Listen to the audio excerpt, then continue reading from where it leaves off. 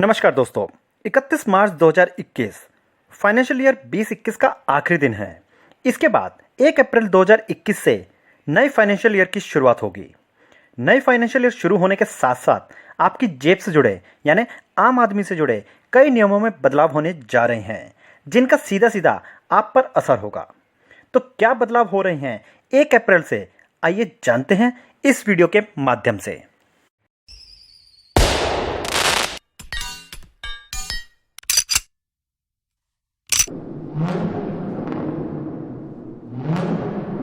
पहला, ईपीएफ से मिलने वाले ब्याज पर टैक्स में बदलाव होगा। आपको बता दें, बजट 21-22 में एम्प्लॉय प्रोविडेंट फंड पर मिलने वाले ब्याज पर टैक्स की घोषणा की गई थी। अब से एक फाइनेंशियल ईयर में 2.5 लाख तक ईपीएफ में निवेश ही टैक्स फ्री होगा। उससे ज़्यादा निवेश करने पर एडिशनल अमाउंट पर इंटरेस्ट से होने वाली कमाई पर टैक्स लगेगा।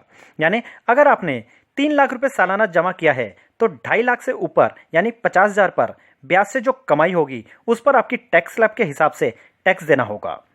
उदाहरण के तौर पर अगर आपने एडिशनल 50,000 जमा किया है, उस पर आपको 8% का ब्याज मिलता है, तो 50,000 का 8% होता है 4,000 रुपये, जो कि आपकी टैक्सेबल इनकम मानी जाएगी, जिस पर आपको अपनी टैक्स स्लैब के हिसाब से टैक्स देना होगा। अगर आप 10% स्लैब में आते हैं तो 400 रुपये, 20% स्लैब में आते हैं तो 800 रुपये और 30% स्लैब में आते हैं तो 1,200 रुपये टैक्स देना होगा।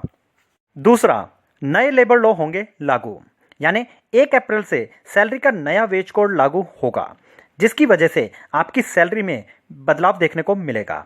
नए वेज कोड के मुताबिक बेसिक सैलरी वाला हिस्सा सीटीसी का 50% या फिर उससे अधिक होना जरूरी होगा। यानी बेसिक सैलरी, महंगाई भत्ता और रिटेनिंग अलाउंस मिलाकर मिलने वाली सैलरी आपकी कुल सैलरी की आधी या उससे ज़्यादा होनी चाहिए। तीसरा, पोस्ट ऑफिस अकाउंट से पैसे निकालने और जमा करने पर चार्ज देना होगा। ये चार्ज फ्री ट्रांजैक्शन लिमिट के खत्म होने के बाद देना होगा। यानी अगर आपके ट्रांजैक्शन की फ्री लिमिट खत्म हो जाएगी तब ये चार्ज देना होगा। दरअसल नए नियम के मुताबिक अगर 1 महीने में 4 बार नकदी निकाली जाती है तो कोई चार्ज नहीं देना होगा, लेकिन अगर आपने 5वीं बार अपना पैसा निकाला तो निकासी का 0.5% निकासी शुल्क देना होगा। साथ ही बचत खाते में हर महीने 25,000 रुपये तक की निकासी ही बिना शुल्क हो सकती है, लेकिन इससे अधिक निकालने पर 0.5% निकासी शुल्क देना होगा। चौथा, आईटीआर नहीं फाइल करने पर 2 गुना टीडीएस देना होगा। दरअसल सरकार ने आईटीआर नहीं फाइल करने वालों के लिए नियम काफ़ी सख्त किया है। इसके लिए सरकार ने income tax act section 206 AB और 206 CC को जोड़ दिया है। इसके तहत आईटीआर फाइल नहीं करने पर 1 अप्रैल 2021 से 2 गुना टीडीएस देना होगा। नए नियम के मुताबिक जिन लोगों ने इनकम टैक्स रिटर्न फाइल नहीं किया है उन पर टैक्स कलेक्शन एट सोर्स भी ज़्यादा लगेगा। नए नियमों के अनुसार 1 जुलाई 2021 से टीडीएस और टीसीएल दरें 10 से 20% होंगी, जो कि आमतौर पर 5 से 10% होती हैं। पांचवा, सुपर सीनियर सिटीजन्स को आईटीआर फाइल करने में छूट दी गई है। यानी 1 अप्रैल 2021 से 75 साल से अधिक उम्र वाले नागरिकों को आईटीआर फाइल नहीं करना होगा। ये छूट सिर्फ उन सीनियर सिटीजन्स को दी गई है जिनकी इनकम सिर्फ पेंशन और एफडी पर मिलने वाले ब्याज से होती है। बहुत सारे लोगों ने ये सोचा था कि अब टैक्स नहीं भरना होगा, लेकिन ऐसा नहीं है। होगा ये कि सुपर सीनियर सिटीजन्स को रिटर्न फाइल करने की टेंशन से मुक्ति मिलेगी, वो भी तब जब उन्हें अपने ऊपर बन रहे टैक्स बोझ को अपने बैंक को पहले ही बता दिया होगा। यानी वो अपने बैंक में अपने टैक्स को सोर्स पर ही कटवा सकते हैं। अगर वो ऐसा करते हैं तो उन्हें आईटीआर फाइल करने की ज़रूरत नहीं है। छठा, कार में डुअल बैग होना जरूरी होगा। 1 अप्रैल के दिन या फिर उसके बाद बनाई गई हर कार में आगे की दोनों सीटों पर एयरबैग लगाना जरूरी होगा। दरअसल अब से ड्राइवर के साथ साथ बगल वाली सीट पर भी एयरबैग लगाना अनिवार्य किया गया है। साथ ही ministry of road transport and highways ने यह भी कहा है कि कार के जो मॉडल्स बिना एयरबैग के बेचे जा रहे हैं उनमें 31 अगस्त 2021 तक आगे की दोनों सीटों पर एयरबैग लगवा दिए जाएं। दरअसल सरकार का कहना है कि 31 अगस्त 2021 के बाद से ऐसी किसी भी कार का रजिस्ट्रेशन नहीं किया जाएगा जिनकी आगे की दोनों सीटों पर एयरबैग नहीं होंगे। सातवां, 45 से ज़्यादा उम्र के लोगों को मिलेगी कोरोना वैक्सीन। 1 अप्रैल से 45 साल और उससे ऊपर के सभी लोग वैक्सीन के दायरे में आएंगे। उन्हें इसके लिए सिर्फ कोविन पोर्टल पर अपना रजिस्ट्रेशन करना होगा। इसके बाद वो सरकारी या प्राइवेट सेंटर पर जाकर टीका लगवा सकते हैं। 8वां, कई बैंकों की चेकबुक होगी बंद। 1 अप्रैल से कई बैंकों की चेकबुक बंद होने जा रही है।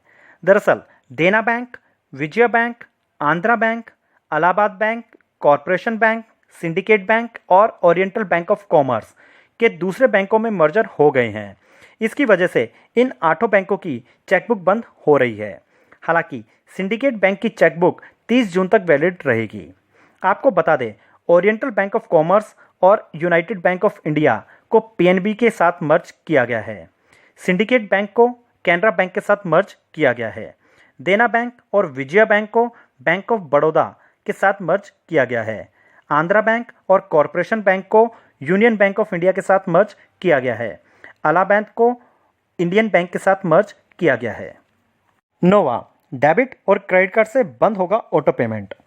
अगर आपने कुछ पेमेंट्स डेबिट या क्रेडिट कार्ड के माध्यम से ऑटो पेमेंट मोड पर लगा रखे हैं तो 1 अप्रैल से ये सुविधा बंद होने जा रही है। अक्सर हम हर महीने पेमेंट की तारीख याद रखने की झंझट से बचने के लिए पेमेंट्स को ऑटो पेमेंट मोड पर डाल देते थे। आपको ये बात सिर्फ स्टेटमेंट में ही पता चलती थी, ना कोई ओटीपी आता था और ना ही कोई नोटिफिकेशन। ऐसे में फ्रॉड को रोकने के लिए रिजर्व बैंक ने नए नियम बनाए हैं।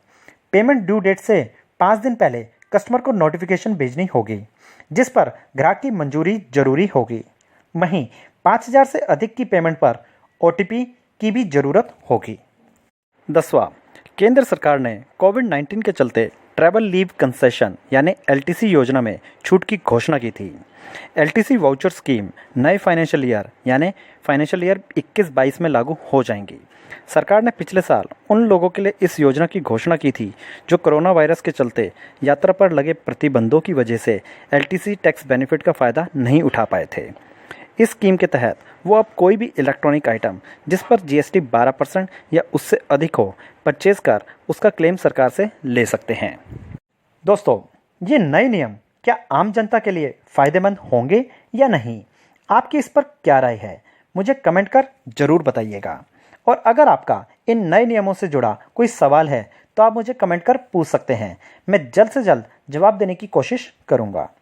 और ऐसे ही लेटेस्ट अपडेट आगे भी पाने के लिए आप मेरे चैनल को सब्सक्राइब कर सकते हैं।